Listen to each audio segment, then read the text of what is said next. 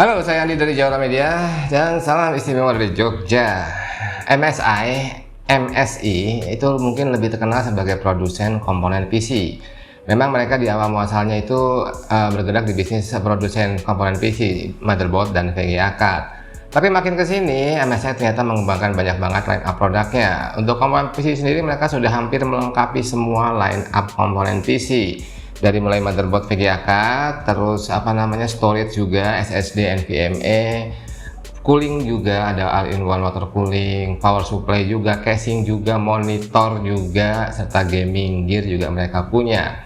Tapi ternyata tidak hanya sampai di situ, mereka juga mempunyai beberapa line up produk lainnya seperti notebook yang mungkin sudah cukup terkenal di Indonesia, dan ternyata juga punya line up desktop PC alias PC built up by MSI. Kalau saya lihat di websitenya, PC MSI ini juga ada beberapa segmentasi. Ada yang gaming, dan dari gaming juga ada beberapa series, ada yang Aegis, Trident, dan lain sebagainya. Terus ada juga yang untuk konten kreator, dan ada juga untuk yang bisnis. Nah, di depan saya ini ada sebuah MSI PC Desktop Mini, yang sebenarnya kalau kita lihat masuk ke line up desktop PC untuk bisnis, untuk office.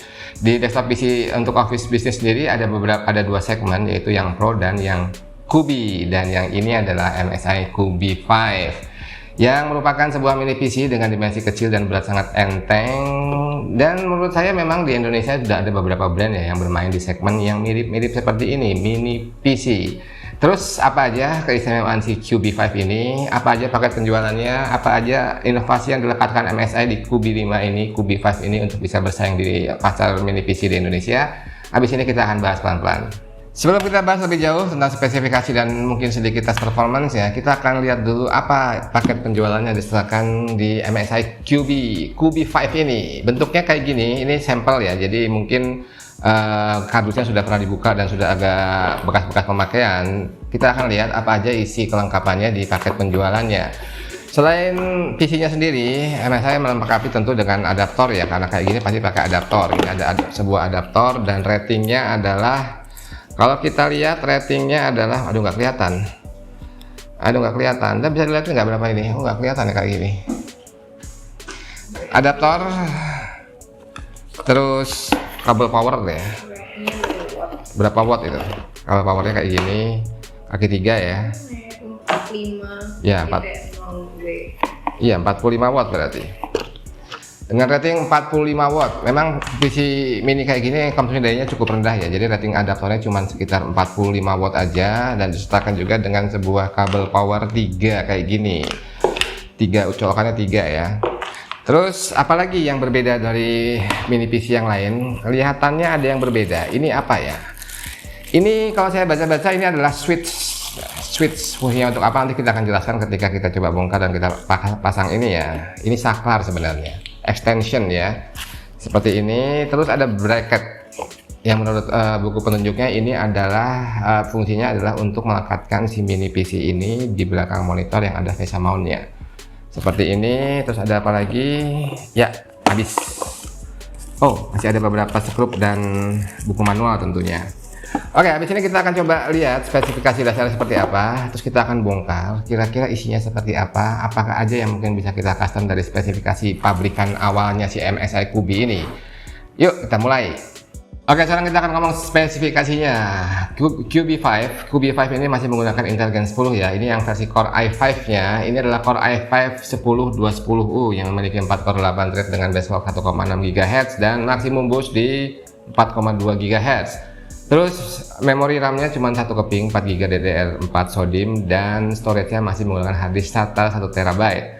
Terus konektivitas dia memiliki Wi-Fi AX dan Bluetooth 6.1. Terus interface-nya bagaimana? Di bagian depan ada tombol power, USB Type A Gen 3.2, terus USB Type C, dan 2 buah jack audio. Jadi headphone sama mic-nya terpisah ya. Dan di bagian belakang ada sebuah HDMI output, DisplayPort, RJ45, dan 4 buah USB Type-C plus 1 buah DC port untuk adaptor. Oke, habis ini kita akan coba lihat possibility apa, customisasi apa yang bisa kita lakukan di mini PC ini, apakah storage, apakah memori, atau ada yang lain. Kita akan bongkar dan kita akan lihat dalamnya seperti apa. Yuk.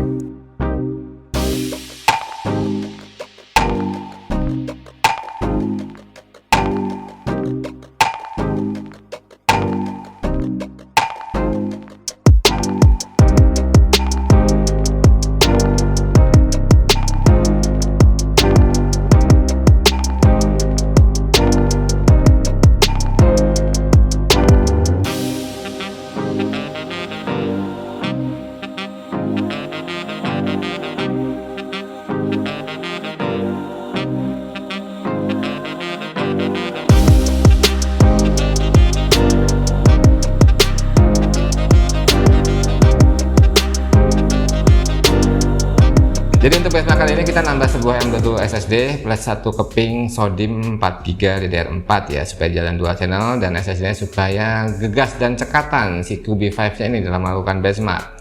Oke, yang pertama kita menggunakan Cinebench R15 untuk melihat kira-kira performance prosesornya gimana si Core i5 10210U ini. Ya, kita perlu lakukan beberapa kali loop, sekitar 10 loop, dan kita lihat memang konsistensi skornya cukup konsisten. Kita lihat skor multicore-nya itu di sekitar 450 sampai 460 poin, dan kita rata-rata 455 poin. Dan ini dari loop pertama sampai loop terakhir sama, kurang lebih tidak ada perbedaan yang signifikan. Dan kalau kita lihat, kita bandingkan skornya dengan beberapa device lain yang saya ambil referensinya yang menggunakan prosesor sama, Core i5 10210U, ini relatif cukup agak rendah dibandingkan kompetitor lain yang menggunakan prosesor sama.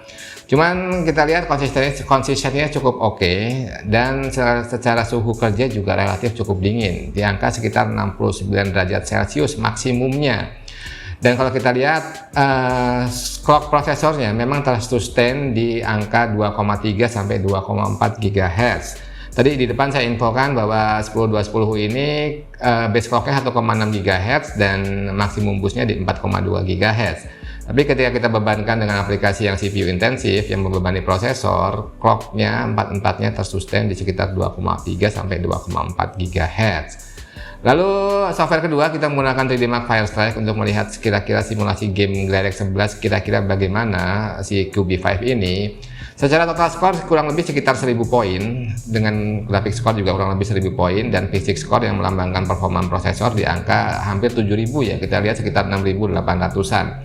Dan ini menunjukkan bahwa memang QB5 ini tidak diperuntukkan untuk gaming ya, ini mepet banget walaupun bisa hanya untuk memainkan game-game yang sederhana dan simple. Dan terakhir kita lihat konsumsi dayanya. Dalam kondisi idle, si QB5 ini hanya membutuhkan sekitar 10 watt saja.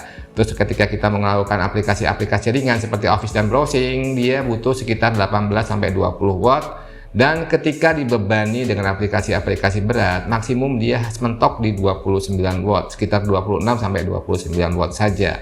Ini relatif cukup rendah ya dibandingkan beberapa device serupa yang menggunakan prosesor sama. Dan ini mungkin juga berimbas pada sustain prosesor yang hanya sekitar 2,3 sampai 2,4 GHz ketika dibebani oleh aplikasi-aplikasi yang CPU intensif.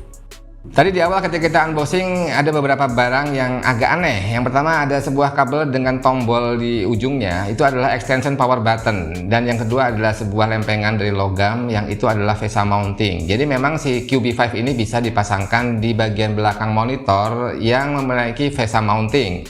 Dan kita di sini mencoba mempraktekkan itu dengan menggunakan monitor MSI juga, serinya MP241X.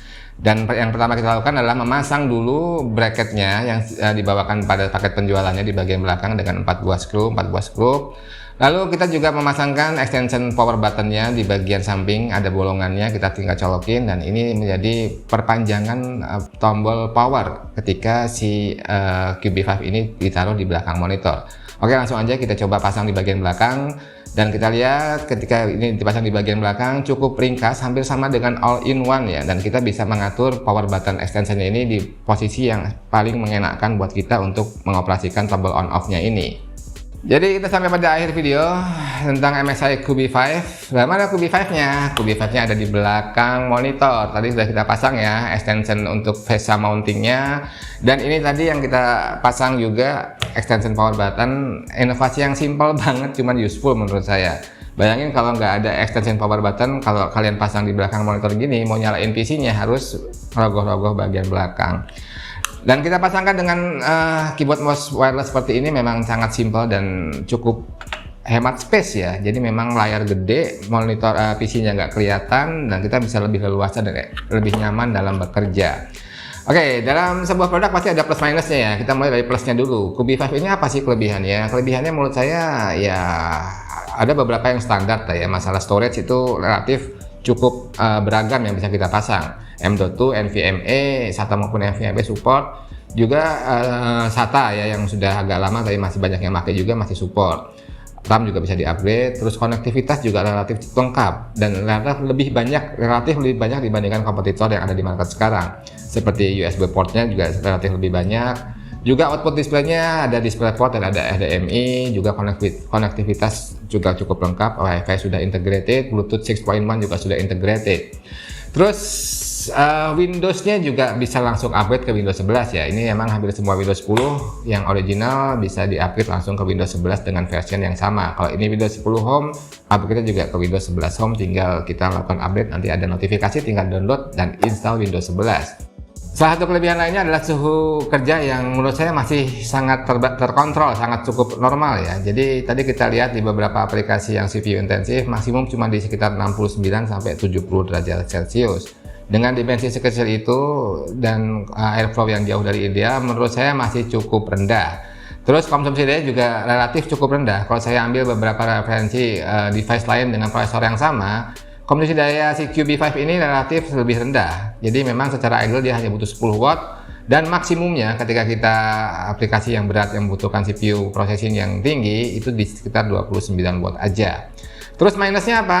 Salah satu minus yang paling kerasa adalah performance-nya ya. Ini relatif sedikit lebih rendah dibandingkan beberapa device lain dengan prosesor sama. Ini dimungkinkan karena MSI melimitasi juga tentang konsumsi dayanya, sehingga konsumsi daya cukup rendah, cuma limitasi sustain prosesornya ketika dibebankan pada aplikasi yang CPU intensif. Jadi sekitar tadi kita lihat 2,3 sampai 2,4 GHz aja dari base clock 1,6 GHz.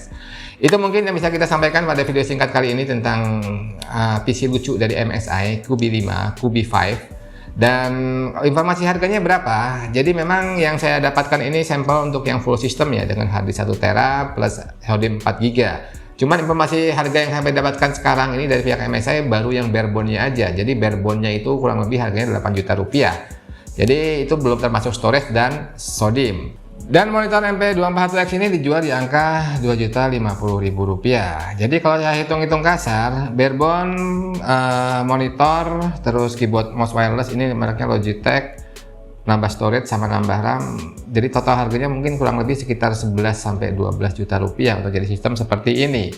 Kalau kita bandingkan dengan notebook yang menggunakan prosesor sama kurang lebih Core i5 Gen 10, ya beda-bedanya nggak jauh-jauh banget ya. Cuman kelebihannya apa dibandingkan notebook? Ya mungkin teman-teman bisa tahu ya yang sudah pakai desktop seperti apa. Walaupun prosesornya sama, walaupun performanya mungkin tidak jauh berbeda, cuman secara feel, ergonomik dan layar yang lebih lebar, untuk beberapa kegiatan komputasi ini jelas memberikan benefit yang memang tidak tergantikan. Kenyamanan kerja, ergonomik, dan mungkin layar yang lebih luas.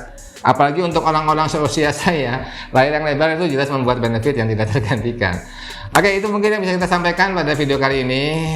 Review singkat dan informasi tentang sebuah branded PC, desktop PC dari MSI QB5. Moga-moga informasi yang singkat dan sederhana ini bisa memberikan manfaat dan menambah wawasan kalian. Terima kasih yang sudah support kita Jabala Media. Sampai jumpa di video berikutnya dan salam istimewa dari Jogja.